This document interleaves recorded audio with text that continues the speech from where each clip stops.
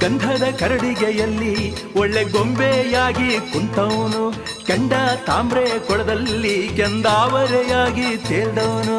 ಗಂಧದ ಕರಡಿಗೆಯಲ್ಲಿ ಒಳ್ಳೆ ಗೊಂಬೆಯಾಗಿ ಕುಂತವನು, ಕೆಂಡ ತಾಮ್ರೆ ಕೊಳದಲ್ಲಿ ಕೆಂದಾವರೆಯಾಗಿ ತೇಲ್ದವನು.